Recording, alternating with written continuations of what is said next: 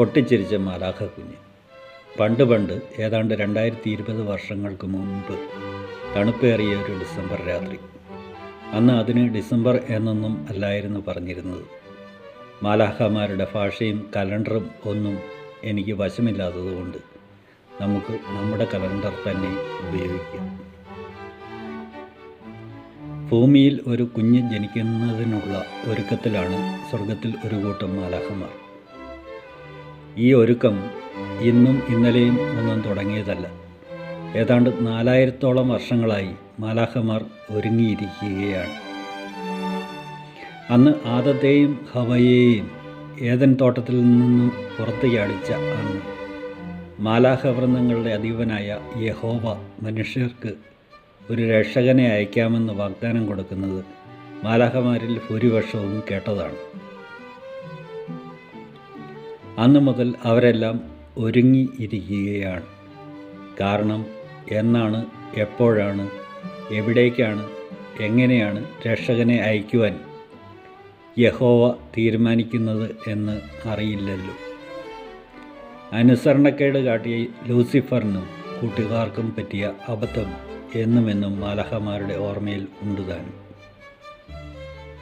കാര്യങ്ങൾക്കൊരു ഉറപ്പ് വന്നത് യഹോവ യഹൂദിയയിലെ മറിയത്തിൻ്റെ അടുത്തേക്ക് സന്ദേശവുമായി ഗബ്രിയേലിനെ അയച്ചതിന് ശേഷമാണ്. യഹോവയുടെ പ്രിയ സൃഷ്ടികളായ മനുഷ്യരെ രക്ഷിക്കുവാനുള്ളവൻ ഒരു ശിശുവായിട്ടാണ് പിറക്കാൻ പോകുന്നതെന്ന് ഗബ്രിയേലിൽ നിന്ന് മാലാഖമാർ അറിഞ്ഞു. അന്നു മുതൽ ആ ശിശുവിൻ്റെ ജനനം ശാന്തമായും എന്നാൽ ആഘോഷപൂർവമായും നടത്തുവാനുള്ള ആലോചനകളിലും തിടുക്കത്തിലും ആണ് മാലാഖമാർ. അന്നു മുതൽ തന്നെ മറിയത്തിൻ്റെയും ജോസഫിൻ്റെയും വീടും പരിസരവും പണിശാലയും എല്ലാം മാലാഖമാരുടെ വീക്ഷണത്തിൽ ആയിരുന്നു. അപ്പോഴാണ് ഓരോരോ പൊട്ടൻ ഭരണ പരിഷ്കരണങ്ങളുമായി രാജാവിൻ്റെ എഴുന്നള്ളത്ത്. എല്ലാവരും സ്വന്തം ഗ്രാമങ്ങളിൽ പോയി ആധാർ കാർഡ് ഉണ്ടാക്കണം പോലും. രാജകൽപ്പന കേട്ട പാതി കേൾക്കാത്ത പാതി പാവം ജോസഫ് മറിയത്തെയും കൂട്ടി ആകെയുള്ള ഒരു കഴുതപ്പുറത്ത് കയറി ജന്മസ്ഥലമായ ബെത്ലഹേമിലേക്ക് യാത്രയായി. മാലാഖമാർക്ക് തിടുക്കമായി.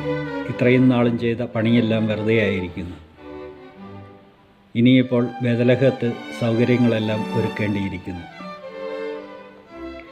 ഏതായാലും ജോസഫിൻ്റെയും മറിയത്തിൻ്റെയും യാത്ര കഴുതപ്പുറത്തായത് നന്നായി. അവരവിടെ എത്താൻ 2-3 ദിവസമെങ്കിലും എടുക്കും. മാലാഖമാർ അവർക്ക് മുൻപേ പറന്ന് ബെത്ലഹേമിൽ എത്തി. യഹോവ വാഗ്ദാനം ചെയ്ത രക്ഷക ശിശുവിൻ്റെ ജന്മഗൃഹം ഒരുക്കണം.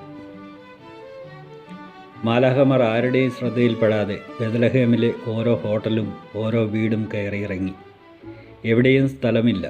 ആകെ അല്പം സാധ്യതയുള്ളത് ഗ്രാമത്തിന് പുറത്തുള്ള ചെറിയൊരു സത്രം സൂക്ഷിപ്പുകാരൻ്റെ വക ചെറിയൊരു തൊഴുത്തു മാത്രമാണ്.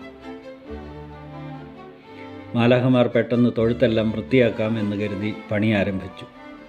ഒരാൾ തൊഴുത്തിൻ്റെ ഇറമ്പുകളിൽ തൂങ്ങിക്കിടന്ന മാറാലകൾ നീക്കിയപ്പോൾ വേറൊരു കൂട്ടം മാലാഖമാർ തൊഴുത്തിൻ്റെ മേൽക്കൂരയിൽ കൂടുകൂട്ടിയ ഒരു പറ്റം കടന്നലുകളെ കൂടുസഹിതം എടുത്ത് അടുത്ത വാനത്തിൽ കൊണ്ടുവിട്ടു. തൊഴുത്തിലേക്ക് വരുന്ന ഈച്ചകളെയും കൊതുകുകളെയും ഒക്കെ ഓടിക്കുവാൻ പൂവാലി പശുവിനെ ഏർപ്പെടുത്തി. കുറേ പേർ ദിവ്യശിശുവിന് മെത്ത വിരിക്കേണ്ട വൈക്കോൽ ഒന്നുകൂടി വെയിലത്തിട്ട് ഉണങ്ങി പുൽത്തൊട്ടിയിൽ സൂക്ഷിച്ചു. രാത്രിയിൽ ഇത്തിരി വെളിച്ചം കാണുവാൻ തൊഴുത്തിലെ റാന്തൽ വിളക്കിൽ എണ്ണയും തിരിയുമില്ല.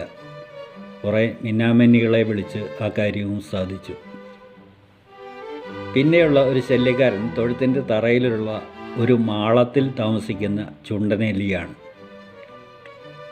മാലാഖമാർ നോക്കിയപ്പോൾ വേനൽക്കാലം മുഴുവൻ ജോലി ചെയ്തും കുസൃതി കാണിച്ചും നടന്ന ചുണ്ടനെലി ശൈത്യകാല മയക്കമായ ഹൈബർനേഷനിൽ ആണ്. ഉറങ്ങുന്നവൻ ഉറക്കത്തിൽ പാവങ്ങൾ ഒന്നും ചെയ്യുകയില്ല എന്നാണല്ലോ പറയാറ്. അതുകൊണ്ട് തന്നെ ആ പാവം അവിടെ കിടന്ന് ഉറങ്ങിക്കൊള്ളട്ടെ എന്ന് മാലാഖമാർ കരുതി. ജോലികളൊക്കെ ഏതാണ്ട് ഒന്നൊതുങ്ങി. ഇനിയിപ്പോൾ വേണ്ടത് വാനമേഘങ്ങളിൽ നിന്ന് രക്ഷകനായ യേശുവിൻ്റെ ജനനം ഒരു കോറസായി സന്മനസ്സുള്ള മാലോകരെ അറിയിക്കുകയാണ്. ക്ലാരിനെറ്റ് വായിക്കണോ അതോ ട്രംപറ്റ് വായിക്കണോ അതോ ഓടക്കുഴൽ മതിയോ? മാലാഖമാർ ഒരു തീരുമാനത്തിലെത്താൻ കുറേ സമയമെടുത്തു. മാലാഖമാരെല്ലാം തന്നെ ജോലികളൊക്കെ തീർത്ത് സ്വർഗത്തിലേക്ക് പോയെങ്കിലും ഒരു മാലാഖ മാത്രം കാലിത്തൊഴുത്തിൽ തന്നെ നിന്നു. രാത്രിയിൽ മറിയത്തിനോ ജോസഫിനോ ജനിക്കുവാൻ പോകുന്ന കുഞ്ഞിനോ എന്തെങ്കിലും സഹായങ്ങൾ ആവശ്യമായി വന്നെങ്കിലോ? ആർക്കും സംശയങ്ങളൊന്നും തോന്നാതിരിക്കാൻ മാലാഖ തൻ്റെ ചിറകുകൾ അഴിച്ച് തൊഴുത്തിൻ്റെ ഒരു മൂലയിൽ ചാരി വെച്ചു. രാത്രിയിൽ രക്ഷകനായ കുഞ്ഞ് ജനിച്ചു. ആകാശത്ത് പുതിയൊരു നക്ഷത്രം ഉദിച്ചുയർന്നു. മാലാഖ വൃന്ദം ആകാശവീതിയിൽ നിന്ന് സംഗീതം ആലപിച്ചു. സന്മനസ്സുള്ളവർക്ക് സമാധാനം. ആട്ടിടയന്മാർ സമ്മാനങ്ങളുമായി ദിവ്യശിശുവിനെ കാണുവാൻ തൊഴുത്തിലേക്ക് ഓടിയെത്തി.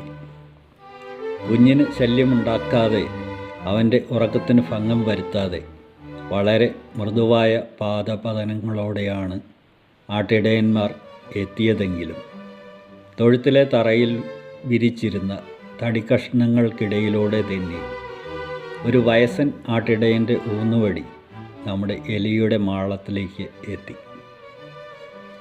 ഞെട്ടിയുണർന്ന ചുണ്ടനെലി എന്താണ് സംഭവിക്കുന്നത് എന്നറിയുവാൻ മാളത്തിൻ്റെ വാതിൽക്കൽ എത്തി പുറത്തേക്ക് നോക്കി. പുറത്ത് വസന്തകാലത്ത് എന്നതുപോലെ പ്രകാശവും അലൗകികമായ സംഗീതവും. താൻ ഇത്തിരിയേറെ ഉറങ്ങിപ്പോയോ? കുഞ്ഞൻ എലി മാളത്തിൽ നിന്നും പുറത്തിയാടി. അപ്പോഴതാ അവൻ്റെ സ്ഥിരം ശത്രുവായ പൂച്ച പാഞ്ഞു വരുന്നു. എലി തിരിച്ച് തൻ്റെ മാളത്തിലേക്ക് ഓടി.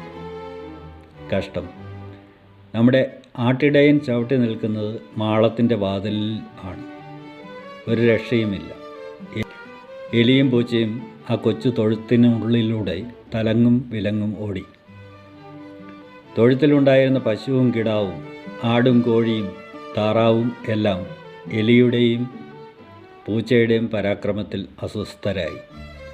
പുറത്ത് കാവൽ നായ്ക്കൾ ഉറക്കെ കുരയ്ക്കാൻ തുടങ്ങി.